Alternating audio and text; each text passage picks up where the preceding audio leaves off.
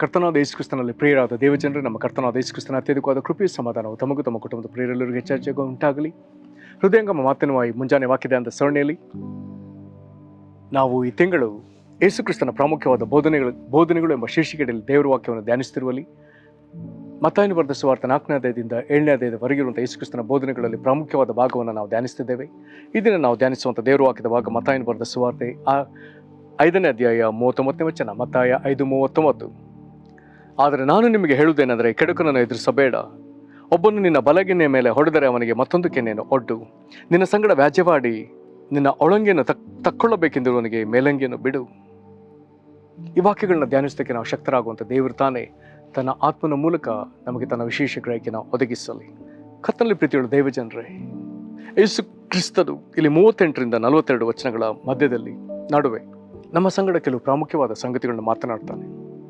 ಹಳೆ ಒಡಂಬಡಿಕೆ ಬೋಧನೆ ಹೇಗೆ ಹೇಳ್ತದೆ? ಕಣ್ಣಿಗೆ ಪ್ರತಿಯಾಗಿ ಕಣ್ಣು, ಹಲ್ಲಿಗೆ ಪ್ರತಿಯಾಗಿ ಹಲ್ಲು ತೆಗೆಸುವಂತ ಹೇಳಿಯದೆ.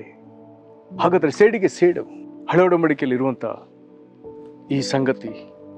ಹಾಗಾದರೆ ಹೊಸ ಒಡಂಬಡಿಕೆಯಲ್ಲಿ ಯೇಸು ಕ್ರಿಸ್ತನು ನಮಗೆ ಬೇರೊಂದು ಗ್ರಹಿಕೆಯನ್ನು ಕೊಡ್ತಿದ್ದಾನೆ. ಆ ಗ್ರಹಿಕೆಯನ್ನು ಎಂಬುದಾಗಿ ಕೇಳಿದರೆ, ಕೆಡುಕನನ್ನು ಎದುರಿಸಬೇಡ. ಒಬ್ಬನು ನಿನಗೆ ಬಲಗೆನೆ ಮೇಲೆ ಹೊಡೆದರೆ ಅವನಿಗೆ ಮತ್ತೊಂದು ಕೆನ್ನೆಯನ್ನು ಒಡ್ಡು. ಪ್ರೇರೆ, ಒಂದು ಕೆನ್ನೆಗೆ ಹೊಡೆದರೆ ಮತ್ತೊಂದು ಕೆನ್ನೆಯನ್ನು ಕೊಡುವ ಎಂಬಂಥದ್ದು ಇದು ಯೇಸು ಕ್ರಿಸ್ತನ ಬೋಧನೆ. ಪ್ರಪಂಚದಲ್ಲಿ ಬಹುತೇಕ ನಾಯಕರನ್ನು ಆಕರ್ಷಿಸಿದಂಥ ಬೋಧನೆ, ಜಗತ್ತಿನಲ್ಲಿ ಅನೇಕ ಜನರನ್ನು ಆಕರ್ಷಿಸಿದಂಥ ಬೋಧನೆ. ಸಾಧಾರಣವಾಗಿ ಮನುಷ್ಯರಲ್ಲಿ ಒಂದು ಅಭ್ಯಾಸವಿದೆ, ಯಾರಾದರೂ ಹೊಡೆದ್ರೆ ನಾವು ತಿರುಗಿ ಹೊಡಿತೇವೆ. ಮಕ್ಕಳಲ್ಲಿ ಅದನ್ನು ನೋಡ್ಬೋದು. ಮಕ್ಕಳು ಬೆಳೀತಾ ಬರುವಾಗ ಅವ್ರಿಗೆ ಯಾರಾದರೂ ಹೊಡೆದ್ರೆ ಅವರು ತಡ ಮಾಡದೆ ಇವರು ಸಹ ತಿರುಗಿ ಪೆಟ್ಟು ಕೊಡ್ತಾರೆ. ಬಹುತೇಕ ಮಕ್ಕಳು ಹಾಗೆ. ಹಾಗಾದರೆ ಸೇಡು ತೀರಿಸುವಂಥ ಮನೋಭಾವ ನಮ್ಮದು. ಆದರೆ ಯೇಸು ಕ್ರಿಸ್ತನು ಕಲಿಸ್ತಾನೆ, ಕೆಡುಕನನ್ನು ಎದುರಿಸಬೇಡ. ಒಬ್ಬನು ಬಲಗೆನ್ನೆ ಮೇಲೆ ಹೊಡೆದ್ರೆ ಇನ್ನೊಂದು ಕೆನ್ನೆನ ಕೊಡು. ಇದನ್ನು ಹೇಳಿ ಇನ್ನೂ ಹಲವಾರು ಸಂಗತಿಗಳನ್ನ ಹೇಳ್ತಾನೆ. ಏನು? ಒಬ್ಬನು ನಿನ್ನೊಡನೆ ವ್ಯಾಜ್ಯವಾಡಿ ಒಳಂಗಿನ ಕೇಳಿದ್ರೆ ಒಳಂಗಿ ಮಾತ್ರ ಯಾಕೆ ಕೊಡ್ತಿ, ಮೇಲಿನಂಗಿಯನ್ನು ನೀನು ಕೊಡು ಎಂಬುದಾಗಿ ಹೇಳ್ತಾನೆ. ಎಂಥ ವಿಚಿತ್ರವಾದ ಬೋಧನೆ. ಮತ್ತೊಂದು ಮಾತನ್ನು ಹೇಳ್ತಾನೆ, ಒಬ್ಬನು 1 ಮೈಲು ದೂರ ಬಾ ಎಂಬುದಾಗಿ ನಿನ್ನನ್ನು ಬಿಟ್ಟು ಹಿಡಿದ್ರೆ, ಒಂದು ವೇಳೆ ಒಬ್ಬನು ಯಾವುದೋ ವಸ್ತುವನ್ನು ಹೊತ್ಕೊಂಡು ಹೋಗಬೇಕಾದವನು ನಿನ್ನನ್ನು ಬಿಟ್ಟು ಹಿಡಿದು ನಿನ್ನ ಮೇಲೆ ಆ ಭಾರವನ್ನು ಹೊರಿಸಿ 1 ಮೈಲು ಬಾ ಎಂಬುದಾಗಿ ಕರೆದ್ರೆ, ಯೇಸು ಕ್ರಿಸ್ತನು ಹೇಳ್ತಾನೆ, ಅವನ ಸಂಗಡ 2 ಮೈಲು ದೂರ ಹೋಗು. ನಂತರದಲ್ಲಿ 42ನೇ ವಚನಕ್ಕೆ ಬರುವಾಗ, ನಿನ್ನನ್ನು ಬೇಡುವವನಿಗೆ ಕೊಡು, ನಿನ್ನಲ್ಲಿ ಕಡ ಈಸಿಕೊಳ್ಳಬೇಕೆಂದು ಬಂದವನಿಗೆ ಮುಖ ತಿರುವಿಕೊಳ್ಳಬೇಡ. ಕರ್ತನಲ್ಲಿ ಪ್ರೀತಿಯುಳ್ಳ ದೇವಜನರೇ, ಯೇಸು ಕ್ರಿಸ್ತನ ಬೋಧನೆ ವಿಶೇಷವಾದದ್ದು. ಯಾರನ್ನೂ ಎದುರಿಸಬೇಡ. ಯಾರಾದರೂ ನಿನ್ನಿಂದ ಬಯಸಿದ್ರೆ, ಅದು ನಿನ್ನಲ್ಲಿರುವುದಾದರೆ ಅದನ್ನು ಕೊಟ್ಟು ಬಿಡು. ಅವರು ಏನನ್ನು ನಿನ್ನಿಂದ ಬಯಸ್ತಾರೋ ಅದಕ್ಕಿಂತ ಹೆಚ್ಚಿನದನ್ನು ನೀನು ಮಾಡು. ಅವರಿಂದ ನಿನಗೆ ಕೆಡುಕಾದ್ರೂ ಪರವಾಗಿಲ್ಲ, ಆದರೆ ನಿನ್ನಿಂದ ಅವರಿಗೆ ಕೆಡುಕಾಗುವುದು ಬೇಡ. ಇದು ಯೇಸು ಕ್ರಿಸ್ತನ ಬೋಧನೆ. ಪ್ರೇರೆ, ಇದೆಲ್ಲೂ ಬಹಳ ಪ್ರಾಮುಖ್ಯವಾದ ಬೋಧನೆ. ನಮ್ಮನ್ನು ಬಹಳ ಸಮಾಧಾನ ಸ್ಥಿತಿಯಲ್ಲಿ ನಮ್ಮ ಜೀವಿತವನ್ನು ಸ್ಥಾಪಿಸುವಂಥ ಬೋಧನೆಗಳು. ನಾನು ಬೆಂಗಳೂರಿನಲ್ಲಿ ಕೆಲವು ಕಾಲ ಕೆಲಸದಲ್ಲಿ ಇದ್ದಂಥ ಒಂದು ಸಂದರ್ಭದಲ್ಲಿ ನನ್ನ ಭದ್ರಾವತಿಯ ಸಹಪಾಠಿ ಒಂದು ಸಂಜೆ ಅವನು ಬೆಂಗಳೂರಿನ ಇನ್ನೊಂದು ಭಾಗದಿಂದ ನನ್ನನ್ನು ಹುಡುಕಿಕೊಂಡು ಬಂದಿದ್ದ. ಬಹಳ ದೂರಕ್ಕೆ ಸೈಕಲ್ ತುಳ್ಕೊಂಡು ಬಂದಿದ್ದ.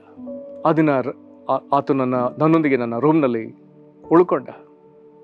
ಆ ರಾತ್ರಿ ನಾವು ಹಳೆಯ ನೆನಪಿನೆಲ್ಲ ಮೆಲುಕು ಹಾಕಿ ಮಾತನಾಡಿದೆವು, ಊಟ ಮಾಡಿ ಮಲಗಿದೆವು. ಬೆಳಿಗ್ಗೆ ನಾನು ಎದ್ದು ಈಗ ಕೆಲಸಕ್ಕೆ ಹೊರಡಬೇಕು.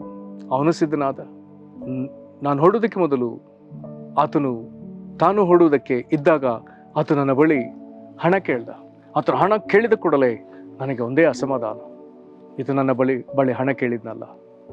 ಆದರೂ ಅದನ್ನು ನಾನು ಹೆಚ್ಚಾಗಿ ತೋರಿಸಿಕೊಳ್ಳದೆ, ಕೆಲಸಕ್ಕೆ ಹೋಗೋದಕ್ಕೆ ಮೊದಲು ಸ್ವಲ್ಪ ಬೈಬಲ್ ಓದೋಣ ಎಂಬುದಾಗಿ ಬೈಬಲ್ ಓದಿದೆ. ಬೈಬಲ್ ಓದುವಾಗ ಈ 5ನೇ ಅಧ್ಯಾಯನ ಓದ್ತಿದ್ದೇನೆ. ಅದರಲ್ಲಿ 42ನೇ ವಚನಕ್ಕೆ ಬರುವಾಗ, ನಿನ್ನನ್ನು ಬೇಡುವವನಿಗೆ ಕೊಡು, ನಿನ್ನಲ್ಲಿ ಕಳ ಇಸಿಕೊಳ್ಳಬೇಕೆಂದು ಬಂದವನಿಗೆ ಮುಖ ತಿರುವಿಕೊಳ್ಳಬೇಡ ಎನ್ನುವಂಥ ಮಾತು ಬಂದ ಕೂಡಲೇ ನಾನು ವಾಕ್ಯಕ್ಕೆ ವಿಧೇಯನಾಗಿ ಅವನು ನನ್ನಿಂದ ಬಯಸಿದಷ್ಟು ಹಣವನ್ನು ಕೊಟ್ಟು ಕಳಿಸಿದೆ. ಕರ್ತನಲ್ಲಿ ಪ್ರೀತಿಯುಳ್ಳ ದೇವಜನರೇ, ನಮ್ಮ ತೀರ್ಮಾನಗಳು ತಪ್ಪಿರುವಾಗ, ನಾವು ಇತರರ ಪರಿಸ್ಥಿತಿನ ಅರ್ಥ ಮಾಡಿಕೊಳ್ಳದೆ ನಡ್ಕೊಳ್ಳುವಾಗ, ಇತರರ ಅಗತ್ಯತೆಯನ್ನು ನೋಡುವುದಕ್ಕೆ ನಮ್ಮಲ್ಲಿ ಸಾಮರ್ಥ್ಯವಿಲ್ಲದಾಗ, ದೇವರ ವಾಕ್ಯ ನಮಗೆ ಇವುಗಳನ್ನ ಸರಿಯಾಗಿ ತೋರಿಸ್ತದೆ. ನಾವು ಯಾವ ರೀತಿ ಸಮಾಧಾನದಲ್ಲಿ ಜೀವಿಸಬೇಕೆಂಬುದನ್ನು ನಮಗೆ ಕಲಿಸಿಕೊಡ್ತದೆ. ಇದಕ್ಕೆ ಯೇಸು ಕ್ರಿಸ್ತನ ಮುಖ್ಯವಾದ ಒಂದು ಬೋಧನೆ ಇದೆ. ಅದನ್ನು 7ನೇ ಅಧ್ಯಾಯದಲ್ಲಿ ಆತನು ಹೇಳ್ತಾನೆ, ಅಂತೂ ಜನರು ನಿಮ್ಗೆ ಏನೇನು ಮಾಡಬೇಕೆಂದು ಅಪೇಕ್ಷಿಸ್ತೀರೋ ಅದನ್ನೇ ನೀವು ಅವರಿಗೆ ಮಾಡಿರಿ. ಇದೇ ಧರ್ಮಶಾಸ್ತ್ರದ ಮತ್ತು ಪ್ರವಾದಿಗಳ ತಾತ್ಪರ್ಯ. ಒಂದು ವೇಳೆ ಜನ ನಿಮಗೆ ಇಂಥದನ್ನ ಮಾಡ್ಬೇಕೆಂಬುದಾಗಿ ನೀವು ಬಯಸೋದಾದ್ರೆ ಅದನ್ನು ನೀವು ಮಾಡ್ರಿ ಅಂತ ಹೇಳ್ತಾನೆ ಯೇಸು ಸ್ವಾಮಿ. ಪ್ರೇರೆ, ಹಾಗಾದ್ರೆ ನಮಗೆ ನಮ್ಮ ಕೆಲವು ಸಂದಿಗ್ಧ ಪರಿಸ್ಥಿತಿಯಲ್ಲಿ ತಕ್ಕ ಸಹಾಯ ನಮಗೆ ಒದಗಿ ಬರಬೇಕಾದ್ರೆ ಅದನ್ನು ಮೊದಲು ನಾವು ಇನ್ನೊಬ್ಬರಿಗೆ ಮಾಡಿರಬೇಕು. ನಾವು ಮೊದಲು ಬಿತ್ತಬೇಕು, ನಂತರದಲ್ಲಿ ಕೊಯ್ಯುವ ಭಾಗ. ಪ್ರೇರೆ, ಈ ವಾಕ್ಯಗಳನ್ನ ನಾವು ಗಂಭೀರವಾಗಿ ತೆಗೆದುಕೊಳ್ಳೋಣ. ಇತರನ್ನ ಎದುರಿಸುವುದಕ್ಕಾಗಿ ಅಲ್ಲ, ಎದುರಿಸುವವರನ್ನ ಬೆದರಿಸುವುದಕ್ಕಾಗಿ ಅಲ್ಲ, ಅವರ ಎದುರು ಶಾಂತತೆಯಿಂದ ನಡೆಯುವುದಕ್ಕಾಗಿ.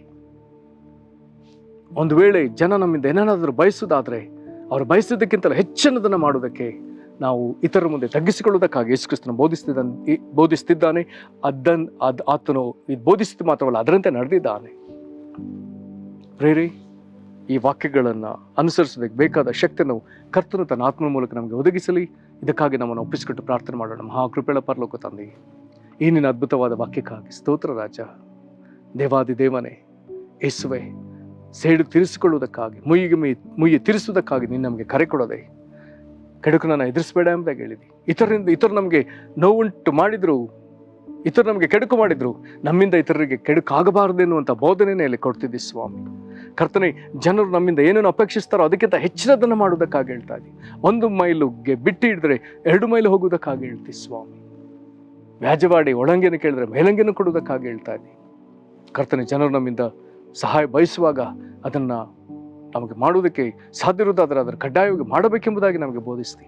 ಇದರಿಂದ ನಾವು ನಿನ್ನೊಂದಿಗೆ ಸಮಾಧಾನ ಮಾರ್ಗವನ್ನು ಕಂಡುಕೊಳ್ಳುವುದಕ್ಕೆ ಕರ್ತನೆ ನಮಗೆ ತಿಳಿಸಿಕೊಡ್ತಿರುವುದಕ್ಕಾಗಿ ಸ್ತೋತ್ರ. ಕರ್ತನಾದ ಯೇಸುವೇ, ನಿನ್ನ ಈ ಬೋಧನೆಗಳಿಗಾಗಿ ಸ್ತೋತ್ರ ಹೇಳ್ತೇವೆ. ಇದನ್ನು ಮಾಡುವುದಕ್ಕೆ ಕರ್ತನ ನಮ್ಮನ್ನು ಒಪ್ಪಿಸಿಕೊಡ್ತೇವೆ. ನಮ್ಮನ್ನು ಬಲಪಡಿಸು ಕರ್ತನಿಗೆ. ಒಪ್ಪಿಸಿಕೊಡುವಂಥ ಪ್ರಿಯರನ್ನು ಅವಶ್ಯವಾಗಿ ನೀನು ಆಶೀರ್ವದಿಸು ಕರ್ತನೆ. ನಿನಗೆ ಮಹಿಮೆ ಆಗಲಿ. ಯೇಸು ಕ್ರಿಸ್ತನ ಹೆಸರಿನಲ್ಲಿ ಬೇಡಿದ್ದೇವೆ ನಮ್ಮ ತಂದೆಗೆ, ಆಮೇನ್. ಕರ್ತನ ನಿಮ್ಮನ್ನು ಆಶೀರ್ವದಿಸಲಿ. ವಂದನೆಗಳು.